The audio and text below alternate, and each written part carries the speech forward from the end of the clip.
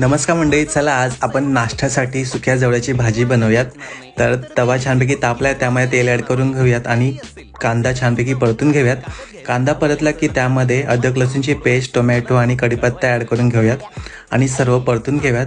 छानपैकी सर्व परतून झालं, शिजलं की आपण सर्व मसाले ॲड करून घेऊयात आणि ते 2 ते 3 मिनिटं परतून घेऊयात. इथे मी सुका जवळा छानपैकी क्लीन करून घेतला आणि पाण्यामध्ये धुवून आपण यामध्ये ॲड केला आहे आणि आंब्याची कापं ॲड करून घेतली आहे. त्यासोबत मीठ आणि पाणी ॲड करून घेऊयात आणि सर्व छानपैकी मिक्स करून घेऊयात आणि त्यावरती झाकण ठेवून आपण आता हे शिजवून घेणार आहोत. आपल्याला पूर्ण पाणी आटेपर्यंत शिजवून घ्यायचं आहे. एकदा पाणी आटलं की आपली सुक्या जवळ्याची भाजी तयार आहे. तर मंडळी, ही रेसिपी तुम्हाला कशी वाटते आणि तुमच्याकडे बनते की नाही ते नक्कीच सांगा. तर इथे आपली सुक्या जवळ्याची भाजी तयार आहे.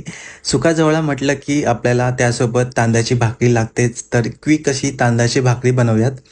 तर तुम्हाला ही रेसिपी कशी वाटते नक्कीच कमेंट बॉक्समध्ये सांगा आणि तुमच्याकडे बनते की नाही तेही सांगा.